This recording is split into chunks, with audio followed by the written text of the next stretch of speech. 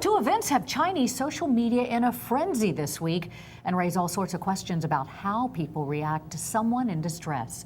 Joining me in studio now is Maureen Fan, who reported from China for the Washington Post until 2009. And Maureen, thanks so much for joining us here on Link TV. Happy to be here. Sad to be here under these circumstances, though, to talk about two really disturbing incidents. And the first one involved a young woman. A young Chinese girl, tried to drown herself in a city park. Oh. She was assisted by a foreign woman, possibly an American, who jumped in and rescued her. The story went viral, partly because bystanders, mostly Chinese, did nothing to help. I have a sampling of posts here. The first one was addressed to the rescuer. I'm so moved, not only by your courage, but by the fact that you immediately left after doing the good deed. Another said, a beautiful American, and those ugly to the bone bystanders.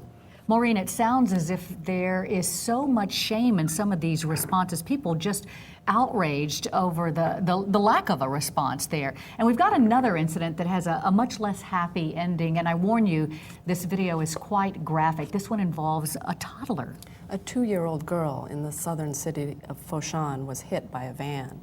The driver stopped, but then drove off, and he ran over the girl's legs again. I cannot believe this watching this video. It's just amazing. It's really awful. As the security camera shows, at least a dozen passerbys did nothing to help the little girl. They hardly seemed to even notice her. And another truck ran over her, and it also didn't stop. Finally, an older woman stopped and called the police. The reaction online was immense. 1.5 million hits to a YouTube-like site in China called Youku. And there are so many responses. Here's just a sample.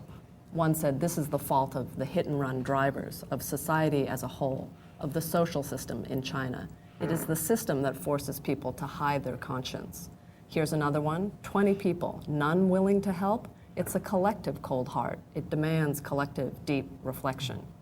Finally, those who are willing to help must be prepared to get sued. Wow, that one's really disturbing. What does he mean by that? I know that the friend of one of the drivers arrested was quoted as saying the man didn't stop because he didn't want to pay money. What does that mean? It's quite common to pay compensation in China, especially for traffic accidents, even when no one's at fault.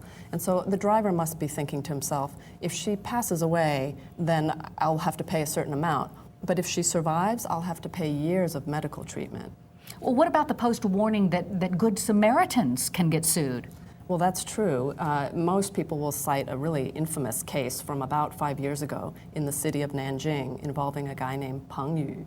And he stopped to help an elderly woman who had fallen, and then she turned around and blamed him for causing the fall. What?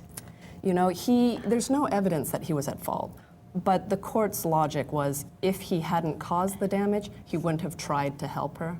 So lots of people have criticized this case, but you know, the damage has been done and everyone knows it. And this is only one case, the most high profile. There's many others just like it. So what do you think? Is it just the fear of lawsuits that keep people from helping? Well, yes and no. I think a lot of the people who have said that they can sympathize with the reluctance to get involved, they blame everything from the Cultural Revolution to the education system, to the legal system, even the Ministry of Health, which issued guidelines on how to help elderly people who have fallen. They said don't rush in, and different situations call for different tactics. But I would also say that right now Chinese people are really hurting over this. They're hand-wringing, they're concerned about their society. Many people do offer to help, but that doesn't really make the news. And I think in this particular case, or at least recently, social media has given them a different outlet to express their emotions. Absolutely. People, I think, are much more bolder than in the past, and they will say what bothers them. They will call people out. Maureen, thanks so much. Maureen Fan has reported from China for the Washington Post. Link TV is the only U.S. network dedicated to global and national news, uncompromising documentaries, and diverse cultural programs. Programs which connect you to the world. To learn more, visit linktv.org.